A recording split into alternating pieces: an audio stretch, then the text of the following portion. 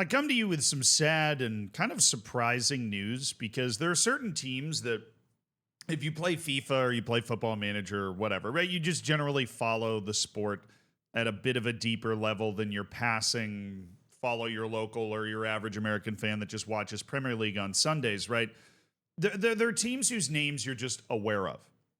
And one of those teams for me is a team called Vitesse. I believe I'm saying it right. This team, right? Well, hold on. I don't actually have any logo pulled up to show you, but this team right here, they play in the Netherlands and for a long time have been a part of the Eredivisie, the top division of the Netherlands. And according to a quick search, as recently as the 21-22 season, they got to the round of 16 in the Conference League. Right, so this was not only a team in the Eredivisie that was maybe hanging on and scrapping lower mid-table. This was a team that had European aspirations, right? They're not a team that's ever won the top flight. They're not Feyenoord. They're not PSV. They're not Ajax, right? But they are a team that's around. And it had a pretty significant high watermark, over a couple of seasons. I mean, look, they actually won the Dutch Cup in 2017. I mean, this is less than 10 years ago that they're beating AZ in a Dutch Cup final, and Vitesse is, this team that, they have an opportunity to do sorts of things like that. But then last year, stuff started to go wrong. Last year, Vitesse started to run into a few problems.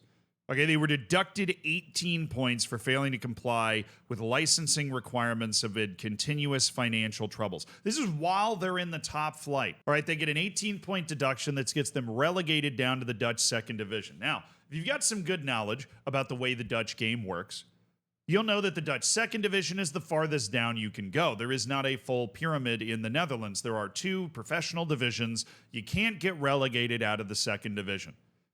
And Vitesse is very, very fortunate that that is the case because they finished dead last in the second division this year with 5 points. Now, they were better than that on the field. Okay, they did have 39 points deducted by the licensing board of the Netherlands, right? 39. So they would have had 44 points. They would have finished 14th. That's not, an amazing season. That's a very far off the pace of the teams that were getting promoted back, and obviously Vitesse is going through some significant struggles. But you get hit with an 18-point deduction and then a 39-point deduction in back-to-back years. And this is a very rapid disintegration of Vitesse.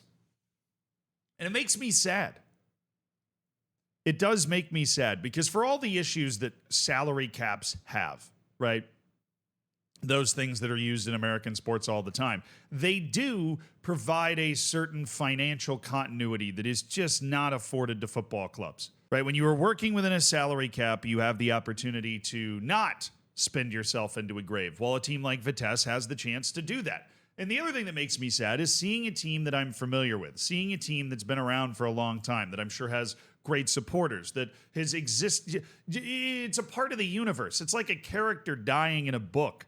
Even if it's a small bit part character, this is just the guy that works down at the local inn who happened to die of a heart attack, right? This isn't one of the huge characters in the world of European football, but it is a character, a club that I know that's had players like Wilfried Bony come through its ranks. When he won the Golden Boot in the Eredivisie, he was playing for Vitesse.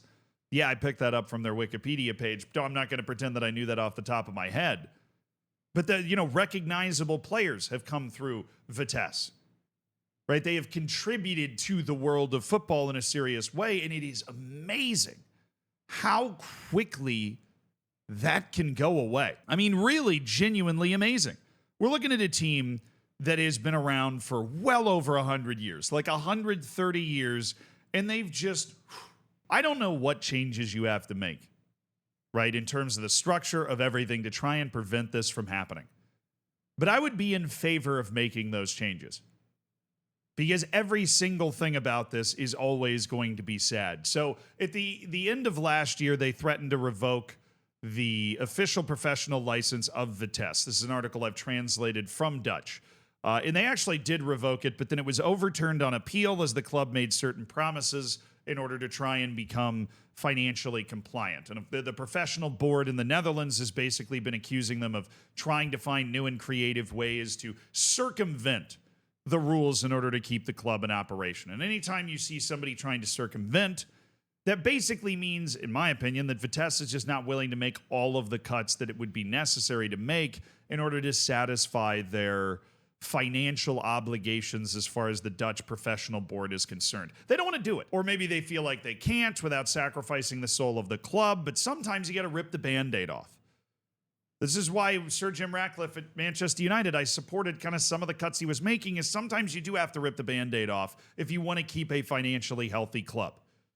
And this is an example of what happens maybe in the most extreme way if you don't rip that Band-Aid off and you try to find creative loopholes. It can work really well if you're like Barcelona and you find creative loopholes and everything works and everything's rosy. But if you're not Barcelona and you can't find those loopholes and convince banks not to like foreclose on your debt, that's not the right word, but you know what I mean, to call in the chit, as it were, well, then you might end up like Vitesse. The KNVB, which is the Dutch authority, said that they structurally evade the licensing system. After firm commitments from Vitesse in the summer of 2024, that was going into this season before they finished last in the second division, when the club was also in danger of losing its license, the club continued to circumvent and evade the licensing system. That is according to the licensing committee, who, I would imagine would know such things. Vitesse was informed by the KNVB on Friday. The proposed decision is almost 40 pages long, that they will be revoking their license again. Of course, intensive study and critical reflection are necessary before the club can respond substantively.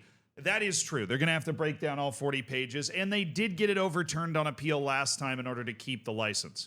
But what happens if they don't win the appeal? Right, and obviously they only got deducted 18 points last year. Now they're a repeat offender who's been deducted 39 points this year. And it's going to be even harder because now they're the worst team in the professional structure. But to answer that question, what happens? If they lose their license to be a professional club, the club is essentially going to disappear. There is no pyramid to fall down. There are amateur leagues below the second division that Vitesse could go and play in, but this is a club with a big stadium, with infrastructure, youth teams, coaches, season ticket holders, right? I want to begin to imagine what it would take to somehow cannibalize and convert that into an amateur club that's playing in a regional division in the Netherlands just to keep the club alive. We're staring at the very real possibility of the club dying here, like actually staring at the possibility of the club just dying. It's that or they get converted to an amateur level below the second division. It's a harsh system, obviously, that the Netherlands has. It's a harsh system to have your professional license revoked in, but